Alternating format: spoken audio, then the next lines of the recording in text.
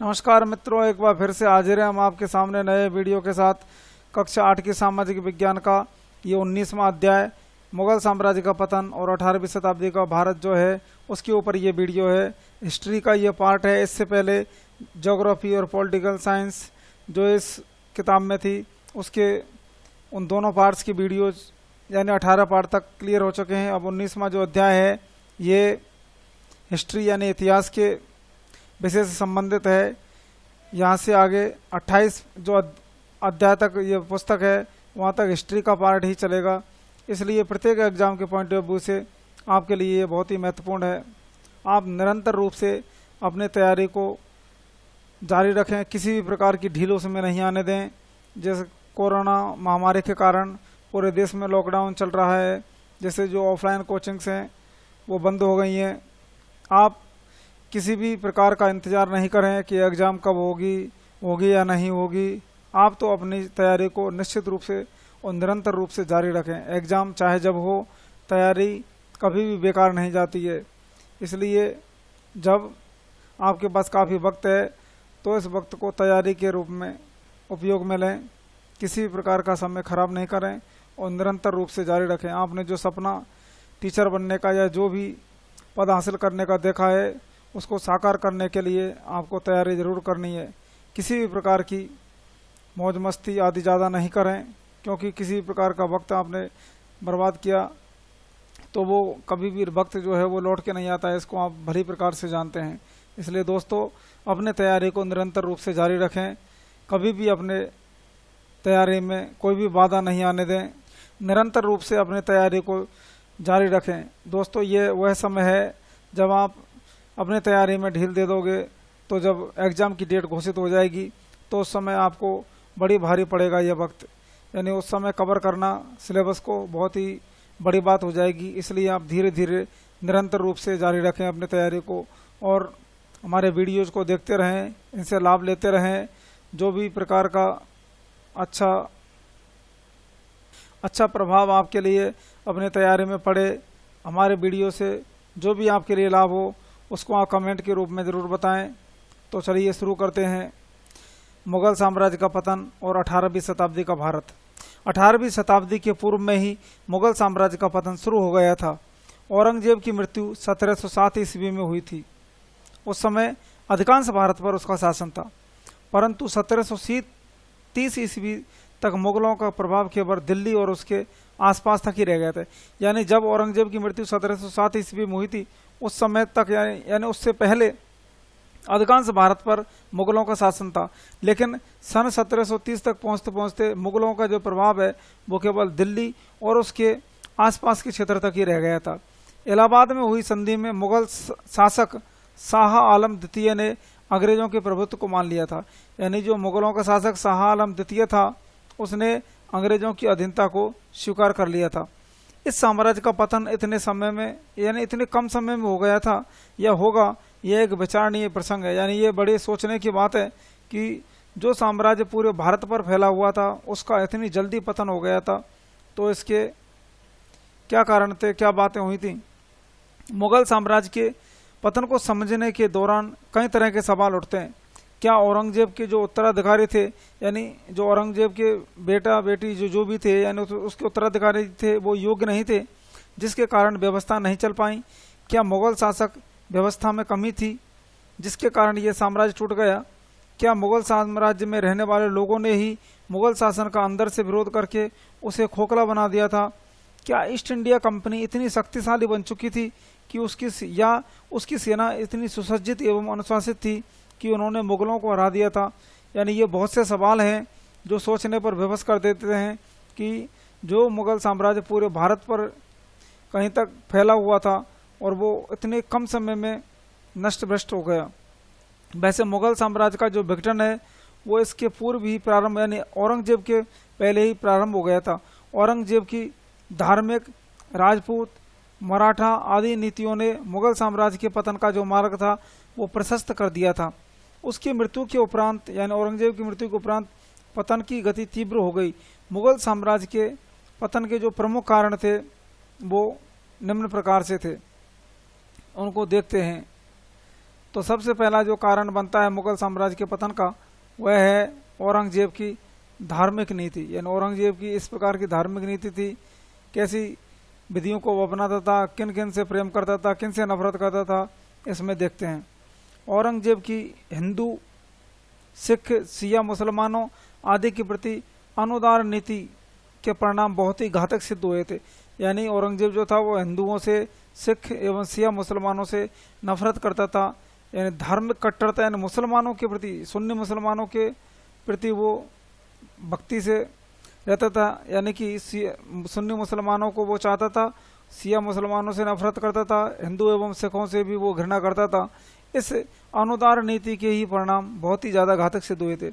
इस नीति ने मुगल साम्राज्य को प्राप्त होने वाली हिंदू शासकों की सहायता को कम कर दिया था। यानी हिंदू शासकों ने इस चीज़ से प्रभावित होकर औरंगजेब की सहायता कम कर दी थी, जिसके बल पर पूर्व में मुगलों ने अपना साम्राज्य विस्तार किया था। यानी हिंदुओं की वजह से ही जब हिंदुओं ने मुगलों की सहायता की थी, तो उसी के आधार पर मुगलों ने अपना साम्राज्य विस्तार किया था। यानी आमेर राज्य जो था, उसने सबसे पहले वैवाहिक संबंध मुगलों से स्थापित किए थे और मुगलों ने उनकी सहायता की। यानी अकबर जो शासक था, उसने राजपूतों के प्रति उदार नीति अपनाते हुए अपने साम्राज्य का विस्तार किया था। वह एक दूरदर्शी शासक था, जिसने राजपूतों से वैवाहिक संबंध स्थापित किए थे और उनकी इस कमजोरी का लाभ उठाते हुए और उनकी सहायता से पूरे भारत पर राज स्थापित करने में वो सफल रहा था। इस नीति के कारण जाट, सतनामियों तथा सिखों ने औरंगजेब का, यानी कि जो मुगल थे, उनका प्रतिरोध या विरोध किया था, तथा मराठों ने स्थानीय शक्तियों को संगठित कर विशाल साम्राज्य को स्थापित करने में सफलता प्राप्त की थी। यानी कि जो जाट या सतनामी और सिख जो थे, वो मुगलों का लगातार विरोध कर रहे थे और जो मराठा शक्ति थी, वो इस फूट का लाभ उठाते हुए और अपनी शक्ति को स्थापित करने में सफलता प्राप्त कर रही थी। शिवाजी ने मराठों में राष्ट्रीय भावना इस प्रकार भरी थी कि औरंगजेब अपनी समस्त शक्ति लगा देने पर भी उन्हें दबा नहीं सका। यानी कि जो शिवाजी थे, उन्होंने मराठों को एक प्रकार से राष्ट्रीय भक्ति का पाठ पढ़ा दिया था और इस प्रकार से राष्ट्रीय भावना उनमें जागृत कर दी थी कि औरंगजेब उनको अपनी पूरी ताकत लगा देने के बाद भी दबाने में सफल नहीं हो सका था। मराठों से प्रेरणा लेकर उत्तर भारत के शासकों ने भी मुगलों का प्रतिरोध किया था। उत्तर भारत के जो शासक थे, उन्होंने भी मुगलों का विरोध करना शुरू कर दिया था। वो भी मराठों से प्रभावित हुए थे। पेशवाओं के समय में तो मराठों की शक्ति इतनी बढ़ गई थी कि उन्होंने दिल्ली के मुगल बादशाह को अपने हाथ की कठपुतली बना दिया था। यानी जैसा मराठा कहेंगे वैसा ही बादशाह को करना पड़ेगा। मराठों की शक्ति के उद्भव को मुगलों के पतन का प्रमुख कारण माना जाता है। साथ ही आगरा तथा भरतपुर के इलाकों में भी जाटों ने अपना नेता उनको नहीं माना था। पंजाब में बंदा बहादुर के नेतृत्व में सिखों ने अपने आप को स्वतंत्र घोषित कर दिया था। पंजाब का जो बंदा बहादुर था, उसने भी अपने को स्वतंत्र घोषित कर दिया था। बंदा बहादुर ने तो अलग से एक सिक्का भी चलाया था। मुगल शासकों का इतना प्रभाव नहीं था कि इन विद्रोही शासकों को स्वतंत्र होने से रोक पाए। यानी कि जो मुगलों का जो शक्तिशाली खेमा था, सेना इतनी बड़ी थी, वो सब नष्ट भ्रष्ट हो गई थी और इतनी ताकत मुगलों में नहीं बची थी कि ये जाट या पंजाबी जो थे, बंदा बहादुर आदि, इनको दबाने में सफल हो सके। अब दूसरा जो कारण है वह है मुगल शासकों की अयोग्यता। औरंगजेब के बाद समस्त मुगल शासक निकम्मे और विलासी थे। उनकी अय्यासियों ने उन्हें अकर्मण्य बना दिया था। यानी वो अय्यासियाँ करते थे, आलसी बने हुए थे और निकम्मे एवं विलासी थे। वो अपनी विलासिता में इतने डूबे हुए रहते थे कि किसी भी प्रकार का कार्य वो नहीं करना चाहते थे। तो उनके शत्रुओं ने इस चीज़ का लाभ उठाया और मुगल साम्राज्य के पतन का ये भी एक प्रमुख कारण बनता। इसी से उनकी वीरता एवं साहस में कमी आई। यानी वो लगातार विलासिता में डूबते चले गए और उनकी वीरता और साहस में लगातार कमी आती चली गई।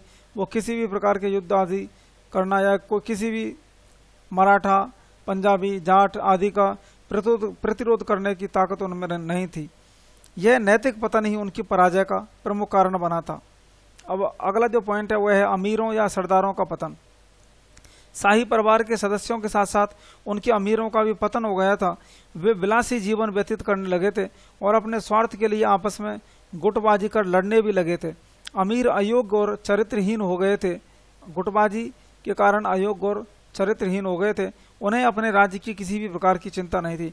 उन्हें तो केवल अपना विलासी जीवन और अपनी गुटबाजी ही दिख रही थी, यानी उनका जो गुट था वो बचा रहे और राज्य को किसी भी प्रकार से हमें बचाना है या नहीं बचाना, इस प्रकार की चिंता उन्हें नहीं थी। वे अयोग्य और चरित्रहीन हो गए थे। तो इस प्रकार से अमीरों या सरदारों का पतन भी इस साम्राज्य के पतन का एक प्रमुख कारण था। अगला पॉइंट है आर्थिक पतन। शाहजहां ने अपनी शान शौकत युक्त तथा खर्चीली इमारतों का निर्माण करवाया था। औरंगजेब युद्धों में व्यस्त रहा था, जिससे राज्य की आर्थिक स्थिति जो थी वो बहुत ही कमजोर हो गई थी। बाद के शासकों के विलासी होने तथा अहमद शाह अब्दाली एवं नादिर शाह की लूट जो थी, नादिर शाह जो आक्रमणकारी था उसने आक्रमण किया था, तो उस नादिर शाह की लूट के कारण खजाने खाली हो गए थे और दस्तक प्रणाली से आय में कमी ने राज्य की आर्थिक दशा को और अधिक विकृत कर दिया था। दस्तक प्रणाली एक प्रकार की ऐसी प्रणाली थी जिसमें राजा जो थे वो आज्ञा पत्र जारी करते थे और उससे विभिन्न प्रकार के कर आदि जो थे वो माफ कर दिए जाते थे या किसी और प्रकार का डिसीजन ले लिया जाता था, जिससे उनकी आर्थिक दशा और अधिक विकृत हो गई थी। साथ ही लूट के सामान के साथ यानी जो नादिर शाह था उसने मुगलों के खजाने को जी भर कर लूटा था और खजाने के साथ साथ वह बहुमूल्य कोहिनूर हीरा एवं तख्त ताओस यानी मुगलों का जो मयूर सिंहासन था उसको भी अपने साथ लेकर चला गया था। मुगल साम्राज्य की आर्थिक स्थिति ऐसी बिगड़ गई थी कि एक अवसर ऐसा आया कि मुगलों के शाही भोजनशाला में 3 दिनों तक चूल्हों में आग तक नहीं जली थी, यानी 3 दिनों तक लगातार कोई भोजन वहाँ पे नहीं बना था। जब 3 दिनों तक लगातार भोजन नहीं बना तो महलों में रहने वाली जो शहजादियाँ थीं वो अपनी भूख को सहन नहीं कर सकी और उन्होंने पर्दा फेंक कर बगावत कर दी थी। बड़ी कठिनाई से उन्हें अपने रण्यवास में लौटने के लिए मनाना पड़ा था। यह घटना 1755 की है, यानी 1755 में एक ऐसा वक्त आया था जब लगातार मुगलों के जो रसोई थी उसमें चूल्हा नहीं जला, यानी कि कोई खाना नहीं बना। तो जब जो शहजादियाँ थीं, राजकुमारियाँ या रानियाँ, उनकी मुगलों की बेगम है, वो भूख को सहन नहीं कर सकी और पर्दों को फेंक कर उन्होंने बगावत कर दिया, यानी रनवास से वो बाहर निकल आई और उन्हें मनाने के लिए बहुत ही मिन्नतें उनको करनी पड़ी थी। तो बड़ी कठिनाई से वो मानी थी। इस बात से अंदाज़ा लगाया जा सकता है कि आर्थिक पतन मुगलों का कितना हो गया था। मुगल साम्राज्य में व्याप्त अशांति एवं असुरक्षा के कारण व्यापार में भी गिरावट आई थी। इससे राजकीय आय पर इसका विपरीत प्रभाव पड़ा था, यानी व्यापारी जो थे उनको अशांति एवं असुरक्षा का भय सताता था। इसी कारण उनके व्यापार में भी गिरावट आई और जब व्यापार में गिरावट आई तो राज्य को जो टैक्स था वो नहीं मिल पाता था। इससे राज्य में जो आय होती थी, इनकम होती थी व्यापार से, उस पर विपरीत प्रभाव पड़ा था, यानी इनकम कम हो गई थी। दस्तक प्रणाली से आय में कमी ने राज्य की आर्थिक दशा को और अधिक विकृत कर दिया। उसका ईस्ट इंडिया कंपनी के कर्मचारियों ने अनुचित ढंग से उपयोग शुरू किया, यानी कि जब राज्य की आर्थिक व्यवस्था एक तरह से पूरी तरह से बिगड़ गई थी तो ईस्ट इंडिया कंपनी के जो कर्मचारी थे वो अनुचित लाभ यहाँ से उठाने लगे थे, जिसने मुगल साम्राज्य को पतन की ओर धकेल दिया था। यानी कि शासक को किसी प्रकार से कोई चिंता नहीं थी। अमीर जो थे या सरदार जो थे वो अपनी गुटबाजियों में लगे हुए थे। इस प्रकार से ईस्ट इंडिया कंपनी यानी जो अंग्रेज जो थे वो अनुचित लाभ उठाने लग गए थे यहाँ की परिस्थितियों का, लूट और फूट का। तो इस प्रकार से आर्थिक पतन की ओर जो मुगलों का शासन था वो चलता गया। अगला पॉइंट है उत्तराधिकारी नियमों का अभाव।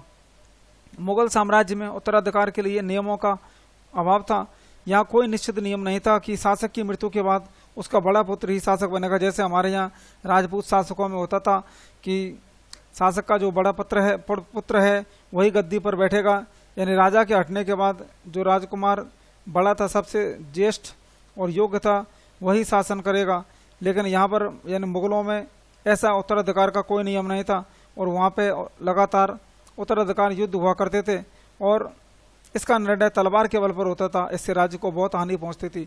यानी उत्तराधिकार के नियमों के अभाव की वजह से ही जो राजकुमार थे वो तख्ते ताओस यानी कि सिंहासन पर बैठने के लिए आपस में लड़ते रहते थे और तलवार के बल पर डिसीजन लेते थे, यानी जो जीतेगा वही राज सिंहासन का उत्तराधिकारी होगा। इस प्रकार से उत्तराधिकारियों के नियमों के अभाव ने भी मुगल शासन को बहुत ही ठेस पहुंचाई थी, यानी यह भी पतन का एक प्रमुख कारण था। अगला पॉइंट है बाह्य आक्रमण। दुर्बल मुगल साम्राज्य के कारण विदेशी आक्रमणकारियों ने इस स्थिति का लाभ उठाया। अहमद शाह अब्दाली एवं नादिर शाह के आक्रमणों ने साम्राज्य को बहुत बड़ी हानि पहुंचाई थी। इससे मुगलों की सैनिक शक्ति क्षीण हो गई थी।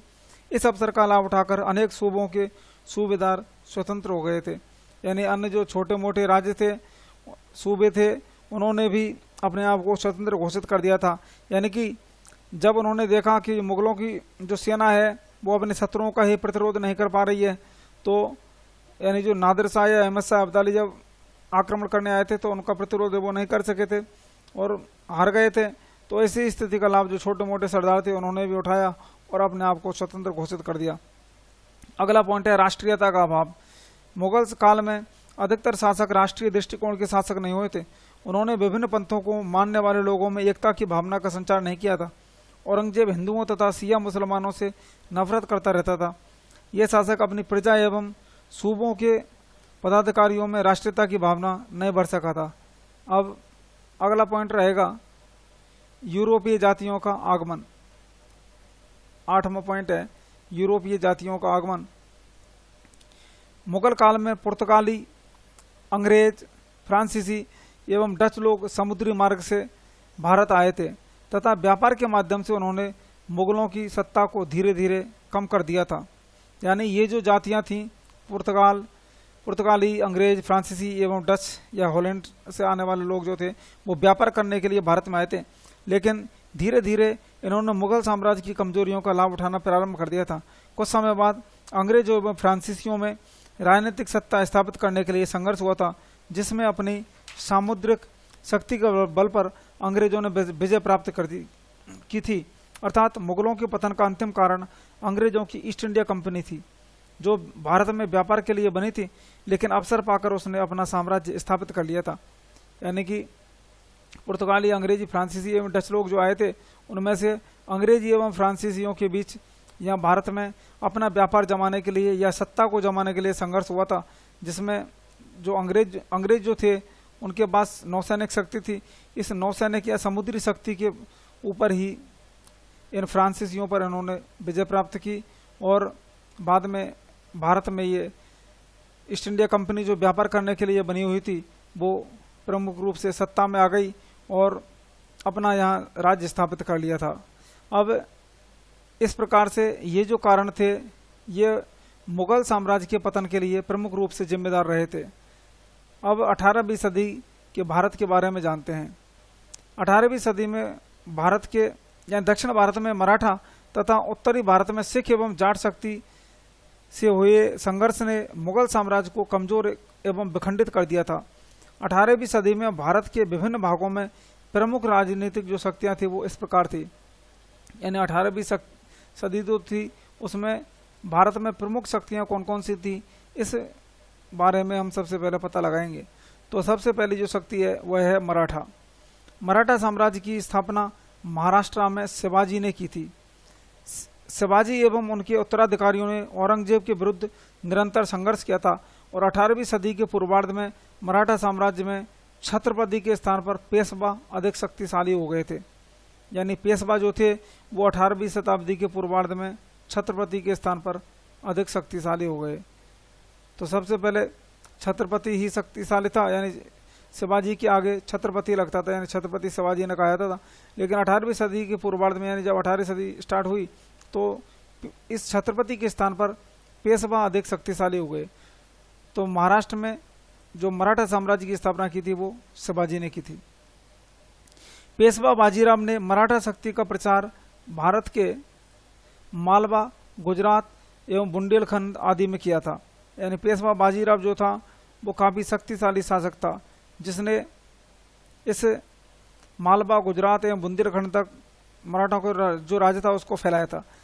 बालाजी बाजीराव के समय में मराठों ने भारत के अधिकांश भागों पर अपना प्रभाव स्थापित कर लिया था।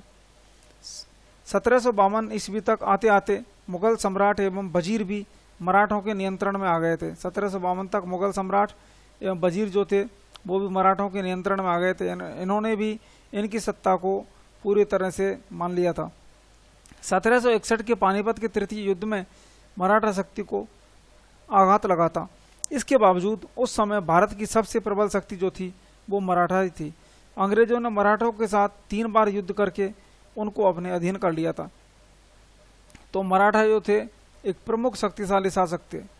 पेशवा बाजीराव ने अपनी शक्ति का प्रचार किया था और मालवा, गुजरात, बुंदेलखंड तक मराठा के राज्य को फैला दिया था। इसके अलावा बालाजी बाजीराव जो था उसके समय मराठों ने भारत के अधिकांश भागों पर अपना प्रभाव स्थापित कर लिया था।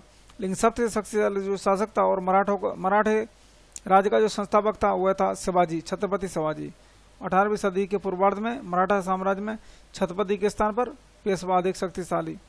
पेशवा बाजीराव ने मराठा शक्ति का प्रसार मालवा, गुजरात, बुंदेलखंड तक कर दिया और बालाजी बाजीराव के समय अधिकांश भारत पर मराठा राज्य का आधिपत्य हो गया था। लेकिन अंग्रेजों ने 3 बार युद्ध करके या 3 बार के युद्ध में इन मराठों को हराते हुए अपना राज्य स्थापित कर लिया था। दूसरी शक्तिशाली जो रियासत थी या राज्य था वह था जाट राज्य। जाट जो शक्ति थी वो मथुरा में जाटों ने गोकुल के नेतृत्व में औरंगजेब की धार्मिक नीतियों के विरोध में विद्रोह कर दिया था। कालांतर में बदन सिंह के नेतृत्व में जाट साम्राज्य की स्थापना हुई थी। यानी कि जो जाट थे उनके उस साम्राज्य की स्थापना बदन सिंह के नेतृत्व में हुई थी। बदन सिंह ने जाट साम्राज्य की स्थापना की थी। जाटों की शक्ति का जो विकास था वो महाराजा सूरजमल के नेतृत्व में हुआ था। यानी ज्यादा जो विकास हुआ था वो महाराजा सूरजमल के नेतृत्व में हुआ था। लेकिन इस शक्ति को स्थापित करने में यानी कि जाट साम्राज्य को स्थापित करने में जो सबसे बड़ा हाथ हुआ था महाराजा बदन सिंह का। अब सूरजमल ने भरतपुर को अपनी राजधानी बनाया था। जाटों ने मथुरा, अलीगढ़ एवं दोआब क्षेत्र पर भी अपना अधिकार कर लिया था। भरतपुर के शासक रणजीत सिंह ने अंग्रेजों के विरुद्ध मराठा यशवंतराव होलकर की सहायता की थी। यानी भरतपुर का जो शासक था रणजीत सिंह उसने अंग्रेजों के विरुद्ध मराठा यशवंतराव होलकर जो था उसकी सहायता की थी। बाद में भरतपुर के शासकों ने अंग्रेजों से संधि कर ली थी।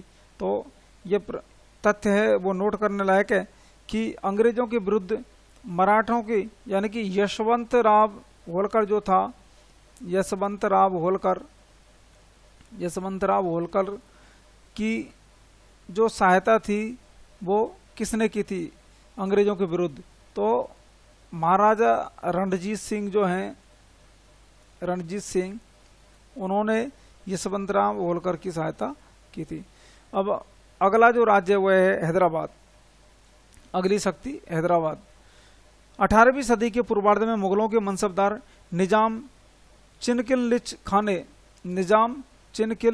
खाने दक्षिण के 6 सूबों मुगल सूबों को मिलाकर हैदराबाद राज्य की स्थापना की। दक्षिण के 6 मुगल सूबों यानी छोटे छोटे राज्यों को मिलाकर हैदराबाद राज्य की स्थापना की थी मनसबदार निजाम चिनकिल लिच खाने।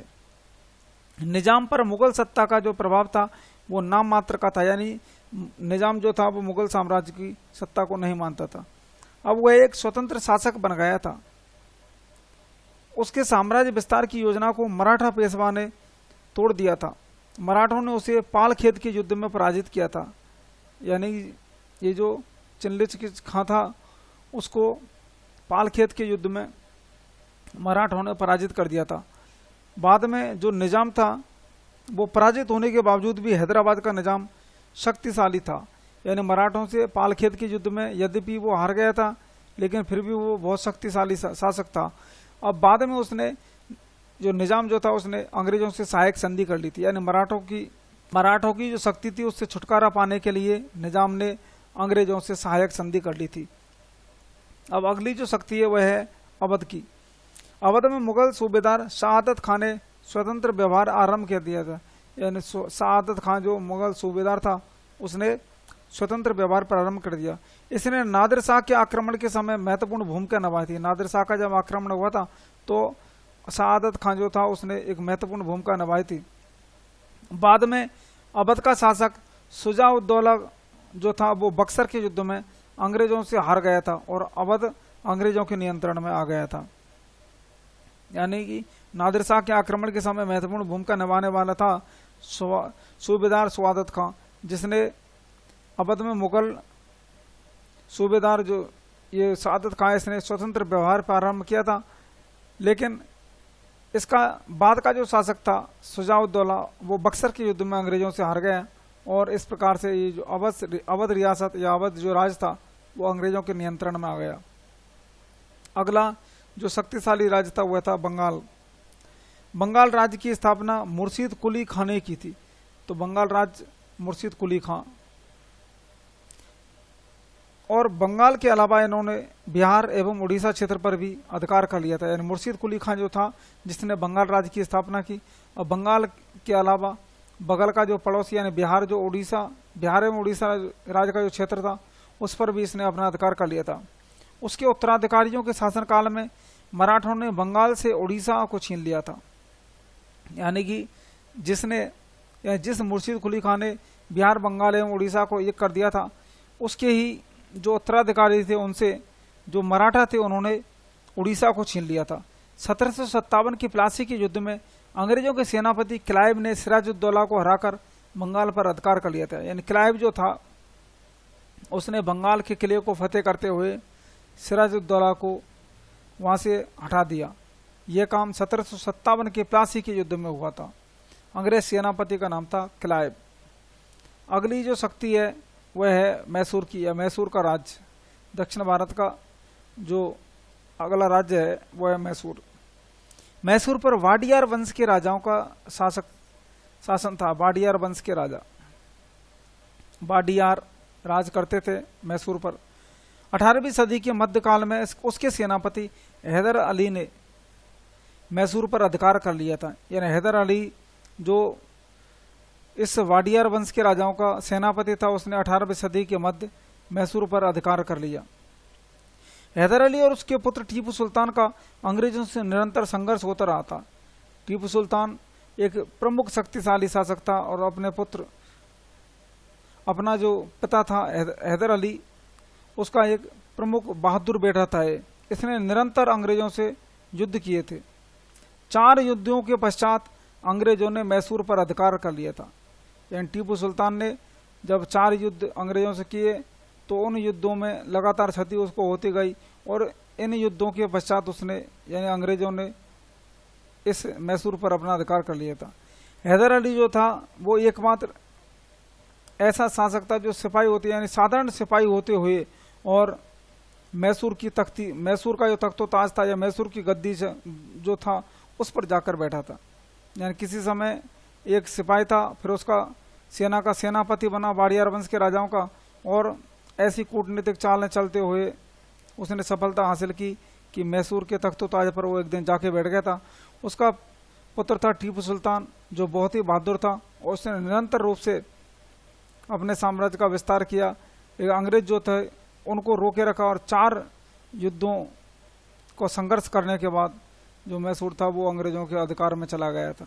इस प्रकार से उसने बहुत ही ज़्यादा कठिन परिश्रम किया था। टीपू सुल्तान एक प्रमुख शासक था। अब 18वीं सदी में राजस्थान के जो राजपूत राज्य थे उनका क्या हाल रहा था, कौन कौन से राज्य शक्तिशाली थे, उनके बारे में पता लगाते हैं। उत्तरकालीन मुगल साम्राज्य की कमजोरी का लाभ उठाकर राजपूत शासकों ने भी अपना प्रभाव बढ़ाना प्रारंभ कर दिया था, किंतु ये राज्य गृह युद्ध में उलझ गए थे। ये राज्य गृह युद्ध में उलझे हुए थे एवं मराठों की विस्तारवादी नीति ने स्थिति को और भी बिगाड़ दिया था। यानी मराठा जो थे वो अपने राज्य का विस्तार निरंतर रूप से करते जा रहे थे और हमारे जो राजपूत राज थे वो अपने ही गृह युद्धों में अटके हुए थे, इसलिए कुछ खास नहीं कर सके। सबसे पहली जो रियासत है वो है आमेर या जयपुर राज्य। 18वीं सदी के पूर्वार्ध में जयपुर के सवाई जयसिंह ने मालवा की सूबेदारी प्राप्त की थी। तो 18वीं सदी के पूर्वार्ध में सवाई जयसिंह ने मालवा की सूबेदारी प्राप्त की, यानी मालवा जो राज था वहां का सूबेदार इनको बनाया गया। सवाई जयसिंह के द्वारा बूंदी के उत्तराधिकारी युद्ध में हस्तक्षेप करने के कारण मराठों को राजस्थान में प्रवेश हुआ था। बूंदी युद्ध में इसने हस्तक्षेप किया था जिसकी वजह से जो मराठा थे वो राजस्थान में आए। मराठों के बढ़ते प्रभाव को रोकने के लिए सवाई जयसिंह एवं अन्य शासकों ने 1734 में राजपूत राजाओं का हुरडा नामक स्थान पर एक सम्मेलन बुलवाया। हुरडा नामक स्थान पर राजपूत राजाओं का सम्मेलन बुलवाया। उन्होंने हुरडा सम्मेलन के द्वारा राजपूतों की एकता का प्रयास किया था। यानी कि जो सवाई जयसिंह थे उन्होंने ऐसा प्रयास किया कि सारे राज्य के राजपूत जो हैं उनको इकट्ठा किया जाए और उनको एक करने का प्रयास उसने किया था। जयसिंह की मृत्यु के बाद उसके पुत्र ईश्वरी सिंह एवं माधो सिंह में उत्तराधिकार के लिए संघर्ष हुआ था। बाद के सभी शासकों को मराठों के आक्रमण भी झेलने पड़े थे। जयपुर राज्य की अंतिम प्रमुख सफलता सवाई प्रताप सिंह द्वारा तुंगा युद्ध में मराठों को पराजित करनी थी। यानी सवाई प्रताप सिंह जो था उन्होंने तुंगा युद्ध में मराठों को पराजित किया था। यह जयपुर राज्य की एक अंतिम सफलता थी, नहीं तो मराठों का निरंतर रूप से उनको मराठों के आक्रमणों का प्रतिरोध करना पड़ा था जयपुर राज्य को। अब दूसरी जो रियासत है वह है जोधपुर। जोधपुर के अजीत सिंह थे, उसको यानी जोधपुर को मुगलों से छीन लिया था। अजीत सिंह ने जोधपुर को मुगलों से छीना और उस पर अपना अधिकार कर लिया था। बाद में मुगल दरबार में अपना प्रभाव बढ़ाया एवं गुजरात का वो सूबेदार बन गया था। गुजरात का सूबेदार बन गया था अजीत सिंह और जोधपुर को छीन लिया था। मुगल सम्राट फर्रुख सियर को गद्दी से हटाने में भी उसकी महत्वपूर्ण भूमिका रही थी। फर्रुख सियर को गद्दी से हटाने में जो अजीत सिंह था वो प्रमुख सहायक बना था। इसके पश्चात उत्तरवर्ती शासकों में राजगद्दी को लेकर युद्ध हुआ। यानी अजीत सिंह के बाद जो भी शासक जोधपुर की गद्दी पर राज करने आए वो अपने उत्तराधिकार युद्धों में ही लगे रहे थे, यानी कि किसी भी प्रकार का विस्तार वो नहीं कर सके। अब अगला जो प्रमुख राज्य है वो है मेवाड़। मेवाड़ के शासक अमर सिंह द्वितीय ने जयसिंह को आमेर एवं अजीत सिंह को जोधपुर प्राप्त कराने में मदद की थी। अमर सिंह द्वितीय जो शासक था मेवाड़ का, उसने जयसिंह को तो आमेर राज्य एवं अजीत सिंह को जोधपुर राज्य प्राप्त कराने में मदद की थी। यानी अजीत सिंह ने अंग्रेजों से जो मुगलों से जो जोधपुर छीना था वो मेवाड़ शासक जो अमर सिंह द्वितीय था उसकी सहायता से ही इसने प्राप्त किया था। कालांतर में ये राज्य भी आपसी गृह युद्ध में उलझ गया था। यानी मेवाड़ जो था वो भी बाद में चलकर जोधपुर की तरह गृह युद्ध में ही उलझ गया था। इस प्रकार 18वीं सदी में भारत में राजनीतिक अव्यवस्था व्याप्त हो गई थी। मुगल साम्राज्य कमजोर हो गया था, उसके स्थान को भरने की क्षमता मराठा शासकों में थी, किंतु उन्होंने मात्र चौथ एवं सरदेश मुखी वसूल करने पर ही अपना ध्यान रखा था। यानी कि जो मराठा शासक थे वो मुगल साम्राज्य का एक तरह से विकल्प थे, यानी कि अंग्रेजों को यहाँ से भगा सकते थे। लेकिन उन्होंने क्या किया था कि केवल चौथ एवं सरदेश मुखी जो कर थे उनको ही प्राप्त करने में या उगाने में अपना जो सारा समय था वो खपा दिया था। यानी चौथ एवं सरदेश मुखी को ही वसूल करना उन्होंने अपना प्रमुख अधिकार माना था, उसकी तरफ भी सबसे ज़्यादा उन्होंने ध्यान लगाया था। उन्होंने उत्तरी भारत के राजपूत राज्यों से अच्छे संबंध विकसित नहीं किए थे।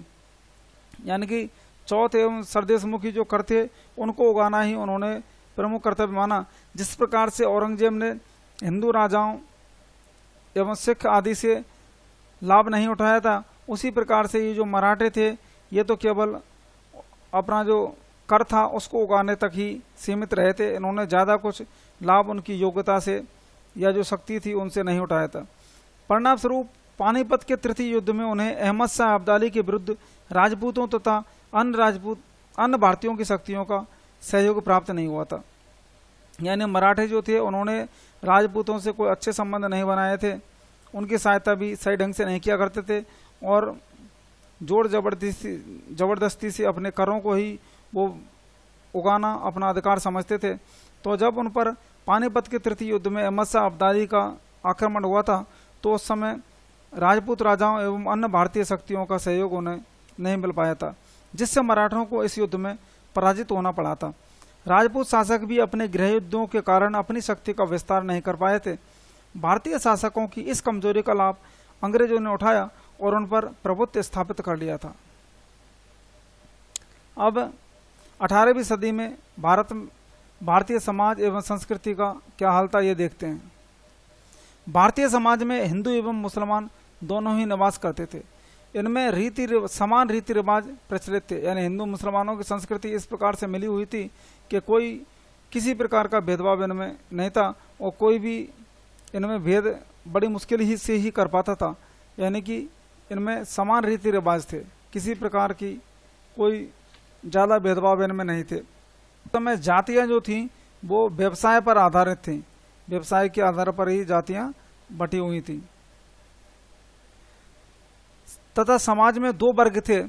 पहला वर्ग था अमीर और दूसरा वर्ग था जनसाधारण। भारतीय व्यवसाय उन्नत अवस्था में था, उन्नत था और बहुत ही अच्छी तरह से चला करता था।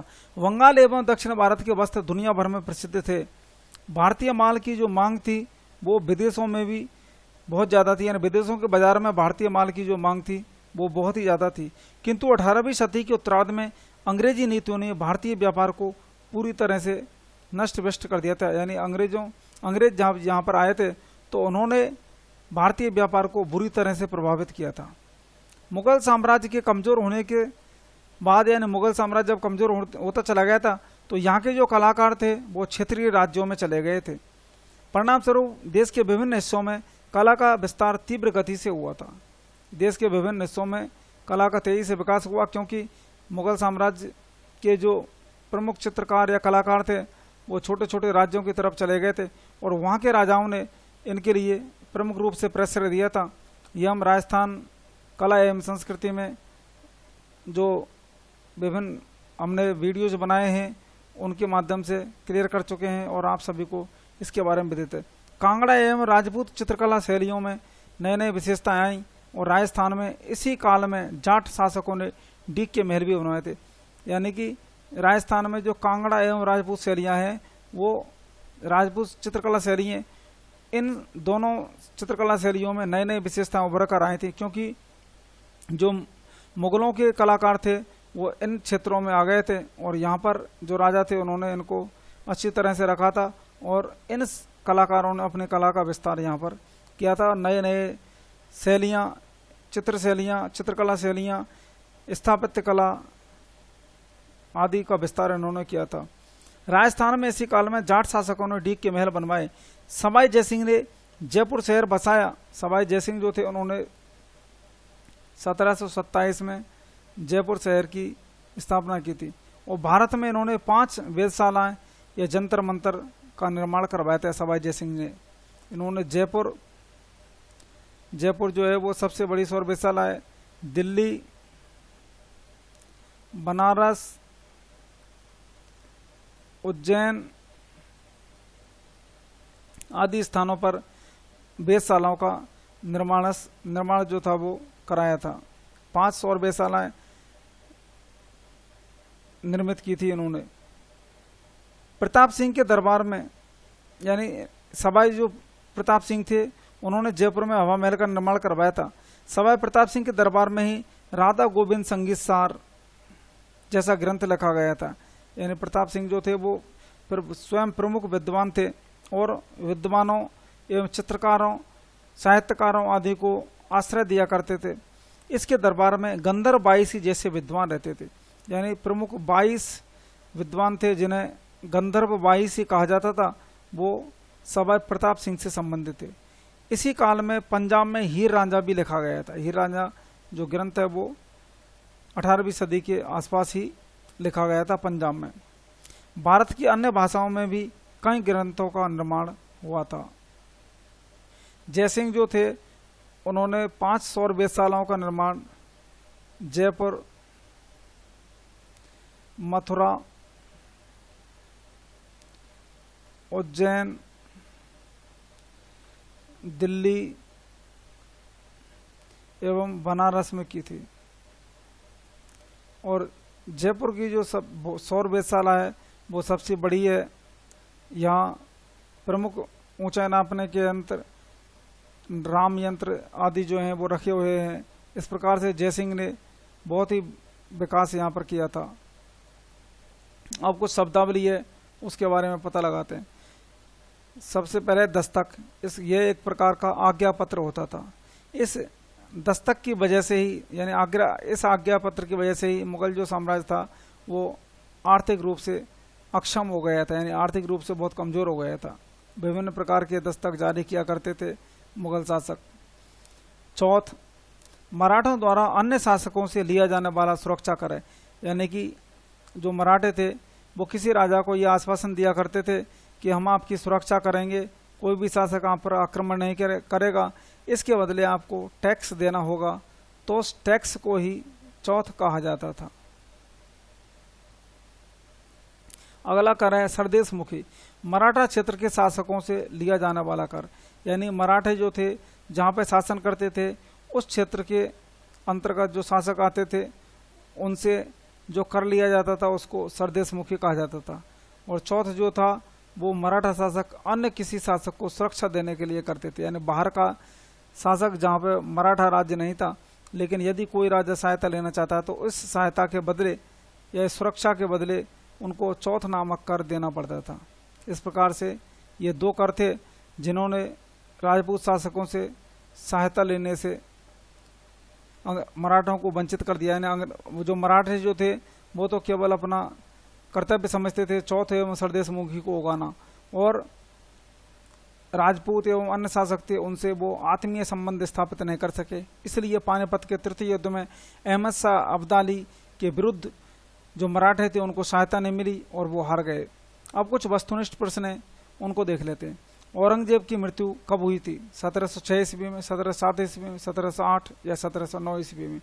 तो इस प्रश्न का सही जवाब है 1707 ईस्वी। यानी औरंगजेब जो था उनकी मृत्यु जो हुई थी वो 1707 ईस्वी में हुई थी। अगला प्रश्न है मराठों में राष्ट्रीय भावना किसने भरी? शिवाजी ने, औरंगजेब ने, बाजीराव ने या छत्रसाल ने?